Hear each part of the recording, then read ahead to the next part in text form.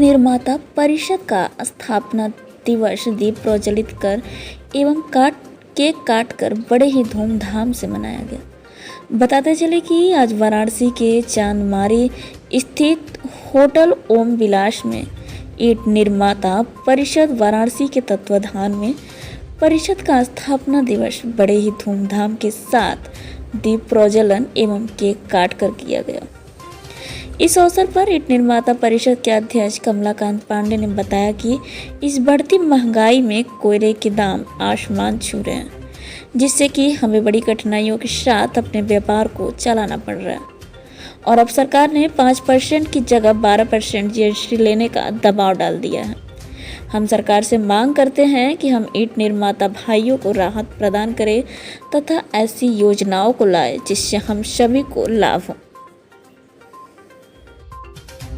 बताते हैं कमलाकांत पांडे, अध्यक्ष ईंट निर्माता परिषद वाराणसी और एक्स प्रेसिडेंट उत्तर प्रदेश ईंट निर्माता समिति Lucknow and x senior vice president all India brick and tile manufacturer federation नई दिल्ली। कमलाकांत जी, आज किस तरह कार्यक्रम किया जा रहा है? आज संस्था का 42वां स्थापना दिवस मनाया जा रहा है और हमेशा हम 4 अप्रैल को मनाते हैं। 4 अप्रैल यही हमारी संस्था की स्थापना है और आज एक सबसे बड़ी जो उपलब्धि हमारी है कि जीएसटी और वाणिज्य कर को लेकर के जो भ्रांतियाँ उत्पन्न हुई हैं, जो दिक्कतें आ रही हैं या जो अच्छी चीज़ें हैं वो बताने के लिए, समझाने के लिए, हमारा मार्गदर्शन करने के लिए हमारे बीच में वाणिज्य कर विभाग के सर्वोच्च अधिकारी इस जोन के हमारे बीच में उपस्थिति हैं। ये मेरे सौभाग्य की बात है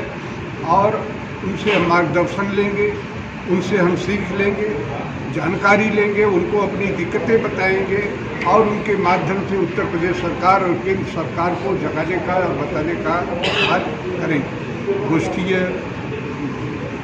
स्थापना दिवस के साथ साथ हमारी जो ये गोष्ठी हो रही है और इसके बाद आगे हम प्रदेश लेवल की गोष्ठी करेंगे और उसके बाद में ऑल इंडिया स्तर की गोष्ठी इस विभाग के साथ आगे चल के करूँगा। जैसा कि हमारी परंपरा रही है कि वर्ल्ड लेवल की जो कॉन्फ्रेंस जो टेक्नोलॉजी के हो, चाहे वो पोल्यूशन नियंत्रण का हो, चाहे वो एनर्जी कंजर्वेशन का हो, वर्ल्ड लेवल की जो विश्व स्तरीय बैठकें सेमिनार गोष्ठी वो वाराणसी में हुई और इसी से वाराणसी को भारत का एकमात्र ब्रिक क्लस्टर घोषित है।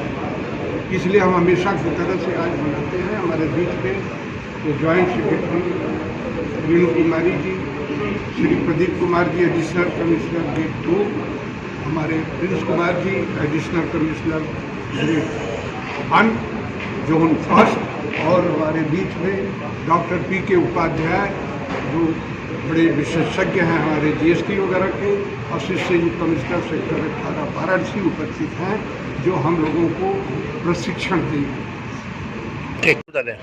मैं ओम प्रकाश बदलानी, उपाध्यक्ष ईंट निर्माता परिषद वाराणसी।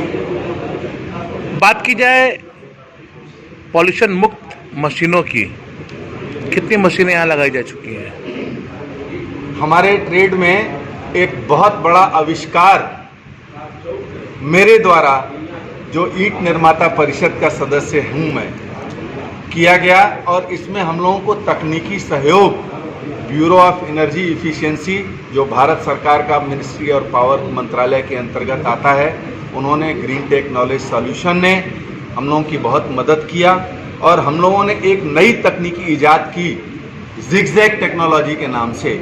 और उस जिगजैग टेक्नोलॉजी पे हम लोगों के लिए एक गौरव की बात है, हमारे वाराणसी के लिए, काशी के लिए, कि उस टेक्नोलॉजी को हमारे अंतर्राष्ट्रीय स्तर पर पेटेंट मिला और उसी हमारी इस इन्वेंट की हुई टेक्नोलॉजी को सेंट्रल पॉल्यूशन कंट्रोल बोर्ड, राष्ट्रीय हरित प्राधिकरण NGT, bureau of energy efficiency सब ने मान्यता देकर पूरे देश में ऑर्डर कर दिया है कि जो नॉन अटेनमेंट सिटीज़ हैं उनमें 1 वर्ष के अंदर जितने पुरानी तकनीकी के ईंट भट्टे हैं उनको इस नई जिगजैग तकनीकी के ऊपर परिवर्तित कर लिया जाए और जो नॉन अटेनमेंट सिटीज़ हैं उनको 2 वर्ष का समय दिया गया है कि 2 वर्ष के अंदर वो भी अपने आप को इस नई तकनीकी में परिवर्तित कर ले। इस तकनीकी से 25 से 30% तक ईंधन की बचत में कमी होती है, ईंधन की बचत होती है और 75 से 80%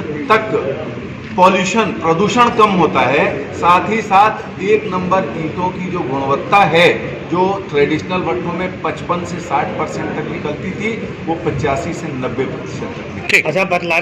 मैं शिव प्रकाश सिंह, महामंत्री ईट निर्माता परिषद वाराणसी। शिव प्रकाश जी, आज 42वां स्थापना दिवस है, क्या कहना चाहेंगे?